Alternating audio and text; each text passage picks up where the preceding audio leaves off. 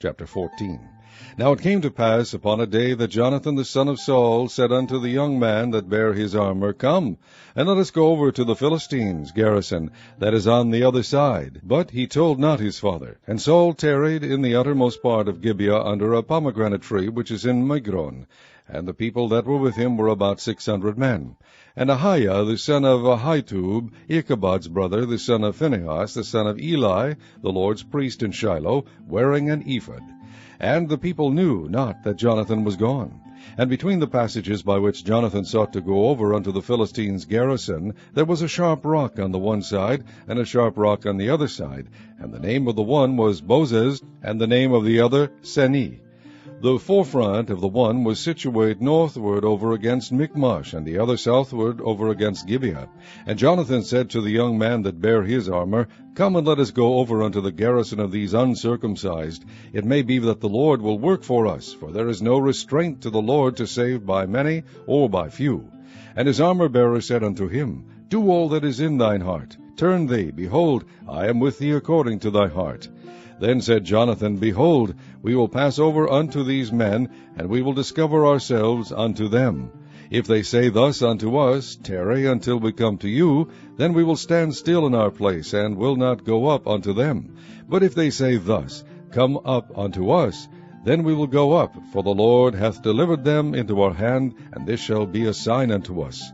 And both of them discovered themselves unto the garrison of the Philistines.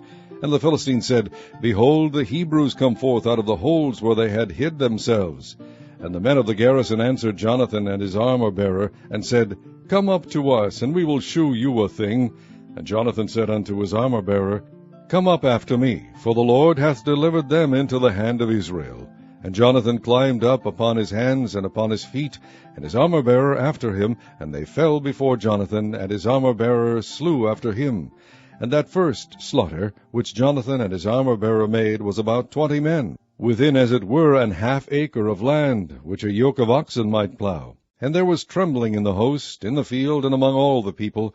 The garrison and the spoilers, they also trembled, and the earth quaked, so it was a very great trembling. And the watchmen of Saul and Gibeah of Benjamin looked, and behold, the multitude melted away, and they went on beating down one another. Then said Saul unto the people that were with him, Number now, and see who is gone from us. And when they had numbered, behold, Jonathan and his armor-bearer were not there.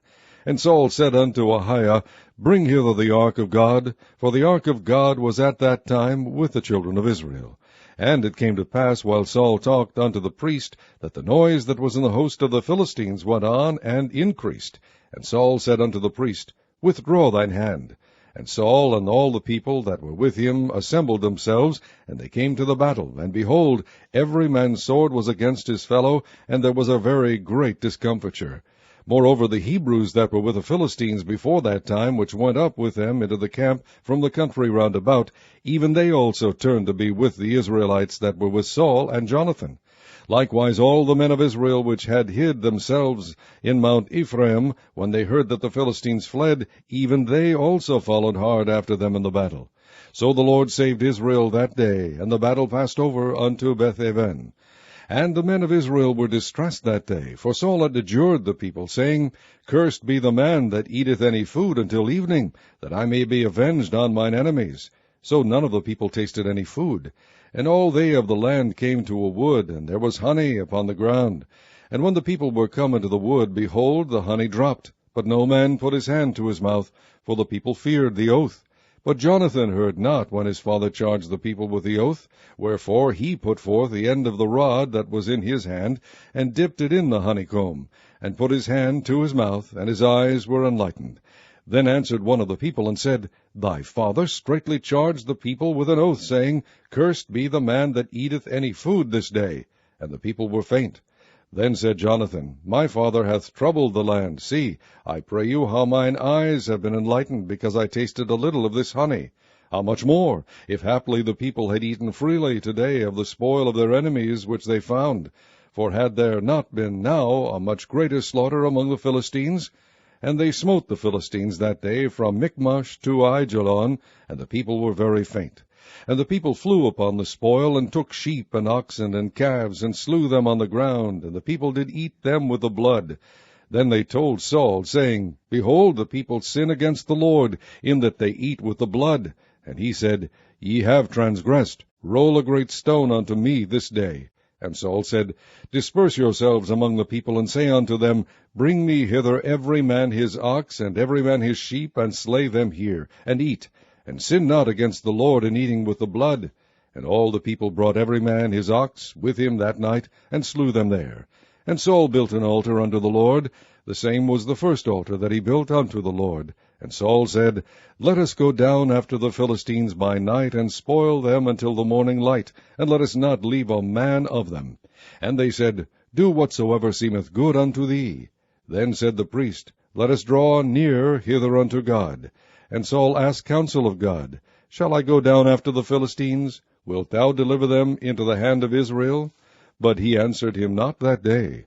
And Saul said, Draw ye near hither, all the chief of the people, and know and see wherein this sin hath been this day. For as the Lord liveth, which saveth Israel, though it be in Jonathan my son, he shall surely die. But there was not a man among all the people that answered him. Then said he unto all Israel, Be ye on one side, and I and Jonathan my son will be on the other side. And the people said unto Saul, Do what seemeth good unto thee. Therefore Saul said unto the Lord God of Israel, Give a perfect lot.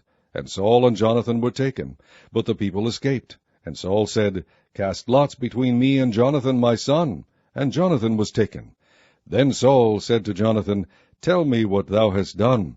And Jonathan told him, and said, I did but taste a little honey with the end of the rod that was in mine hand, and lo, I must die. And Saul answered, God do so, and more also, for thou shalt surely die, Jonathan. And the people said unto Saul, Shall Jonathan die, who hath wrought this great salvation in Israel? God forbid. As the Lord liveth, there shall not one hair of his head fall to the ground, for he hath wrought with God this day. So the people rescued Jonathan, that he died not. Then Saul went up from following the Philistines, and the Philistines went to their own place. So Saul took the kingdom over Israel, and fought against all his enemies on every side, against Moab, and against the children of Ammon, and against Edom, and against the kings of Zobah, and against the Philistines. And whithersoever he turned himself, he vexed them. And he gathered an host, and smote the Amalekites, and delivered Israel out of the hands of them that spoiled them. Now the sons of Saul were Jonathan, and Ishuai, and Melchishua, and the names of his 2 daughters were these, the name of the firstborn Merab, and the name of the younger Milcah. And the name of Saul's wife was Ahinoam, the daughter of Ahimaaz. And the name of the captain of his host was Abner, the son of Ner, Saul's uncle. And Kish was the father of Saul, and Ner, the father of Abner, was a son of Abiel. And there was sore war against the Philistines all the days of Saul. And when Saul saw any strong man, or any valiant man, he took him unto him.